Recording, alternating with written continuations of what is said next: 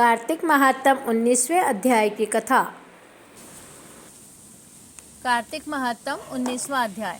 नारद जी ने कहा, जलंधर के नगर में जाकर विष्णु जी ने उसकी पतिव्रता स्त्री वृंदा का पतिव्रत धर्म भंग करने का विचार किया।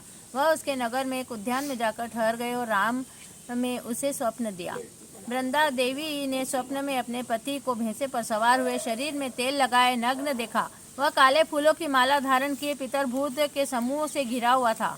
अंधकार से आच्छादित और दक्षिण दिशा में जाता हुआ सपने में दिखाई दे रहा था। शीघ्र अपने साथ अपनी नगरी को समुद्र में डूबती हुई देखा। तब पतिव्रता स्त्री वृंदा नींद उचटने पर उस दुस्वप्न का विचार करने लगी। धुंधले तथा अनेक छिद्रों से युक्त सूर्य नारायण को उगते देखा। यह सब अनिष्ट समझकर रोती हुई वह भयभीत हो गई। जब गोपुर तथा प्रासाद में कहीं भी शांति नहीं मिली, तब दो सखियों को लेकर नगर के बाग में गई, परंतु दुस्वप्न की चिंता से भयभीत वृंदा को कहीं भी सुख नहीं मिला। वह एक बाग से दूसरे बाग में जाती थी, तब भी शांति न मिलती। इसके बाद वन में घूमती हुई उसने सिंह के समान आकृति वाले भयंकर दांत विकराल नेत्र वाले दो राक्षसों को देखा। उन्हें देखकर वह व्याकुल होकर भागने लगी। उसी समय अपने शिष्य के साथ एक मौन बैठे हुए शांत स्वरूप तपस्वी को भी देखा। तब भय से अपने दोनों हाथों को ऋषि के कंठ में डालकर बोली कि हे महाराज, मैं आपकी शरण में हूँ। इन भयंकर राक्षसों से मेरी रक्षा कीजिए। मुनि ने राक्षसों से डरी हुई राक्षसों द्वारा पीछा की हुई बाला को देखकर हुंकार ही से उन दोनों को पीछे भगा दिया। उन राक्षसों को हुंकार के भय से भयभीत और भागे हुए देखकर भूमि में दंडवत प्रणाम कर वृंदा कहने लगी। वृंदा ने कहा, हे कृपानिधे, भयंकर भय से आपने मेरी रक्षा की है, इसलिए मैं आपसे कुछ विनय करना चाहती हूँ। आप कृपा करके सुनिए। हे सुव्रत, मेरे पतिदेव जलंधर महादेव जी के साथ युद्ध करने के लिए गए हैं। वे युद्ध में कैसे हैं, आप कृपा कर कहिए। नारद जी ने कहा। उसका वचन सुनते ही मुनि ने कृपा दृष्टि से ऊपर को देखा। उसी समय दो बंदर वहां पर आ गए और प्रणाम कर मुनि के सम्मुख बैठ गए। तब वे दोनों बंदर मुनि की भ्रकुटी का संकेत पाकर आकाश मंडल में उड़ गए और क्षण भर में ही लौटकर मुनि के सामने प्रणाम कर बैठ गए। दोनों बंदरों के हाथ में मृत जलंधर का सिर सहित धड़ देखकर वह पति विनाश के दुख से मूर्छित होकर पृथ्वी पर गिर पड़ी। मुनि ने वृंदा के ऊपर कमंडलू का जल छिड़क कर सचेत किया। फिर वृंदा दीन भाव से अपने पति के मस्तक से अपना मस्तक मिलाकर रोने लगी। वृंदा ने कहा, हे प्रभु, आप पहले मधुरालाप से मुझे प्रसन्न रखते थे, परंतु आज मुझ अपराधिनी दासी से क्यों नहीं बोलते हैं। आपने जिस विष्णु सहित सब देवताओं और गंधर्वों को जीत लिया था, उन तीनों के विजेता आपको तपस्वी शिव ने कैसे मार दिया है। नारद जी ने कहा। इस प्रकार विलाप करती हुई वृंदा मुनि से कहने लगी।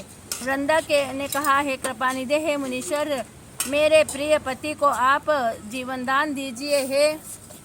हे मुने, मेरा यह मत है कि आप ही मेरे मृत पति के जीवन दाता है। नारद जी ने कहा। उसका ऐसा वचन सुनकर हंसते हुए मुनि ने कहा, यह तेरा पति महादेव जी के हाथ से युद्ध में मारा गया है, अतः कोई इसे जिलाने में समर्थ नहीं हो सकता है। तब भी तुम्हारे ऊपर कृपा कर इसको मैं जीवन दान देता हूँ। यह कहकर मुनि अंतर्ध्यान हो गए। तब जलंधर जीवित हो वृंदा को आलिंगन कर प्रेम पूर्वक उसके मुख का चुंबन करने लगा।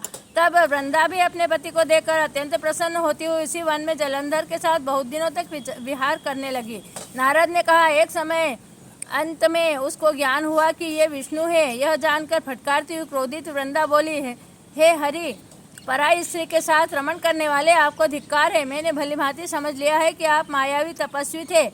वे दोनों माया के राक्षस जो आपने पहले दिखाए थे, वे ही दोनों राक्षस होकर तुम्हारी स्त्री को हरेंगे। स्वयं तुम भार्या के दुख से दुखी होकर वन में बंदरों की सहायता लोगे और समस्त संसार के स्वामी होते हुए भी तुम वन में स्त्री के वियोग में घूमते फिरोगे। और यह जो तुम्हारा शिष्य बना था वह मृगा होकर, ऐसा कहकर वृंदा ने विष्णु भगवान को श्राप दे दिया और बारंबार रोकने पर भी अग्नि में प्रवेश किया।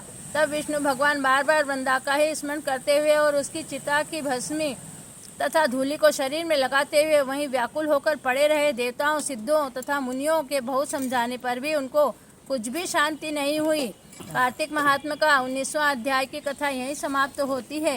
अच्युतम केशवम राम नारायणम कृष्ण दामोदरम वासुदेवम भजे श्रीधरम माधवम गोपिका वल्लभम श्री जानकी नायकम श्री रामचंद्रम भजे। गोपाल कृष्ण भगवान की जय। अगर आपको मेरा यह वीडियो पसंद आया हो तो आप मेरे चैनल को सब्सक्राइब कीजिए और वीडियो को अधिक से अधिक शेयर कीजिए। धन्यवाद। जय श्री कृष्णा।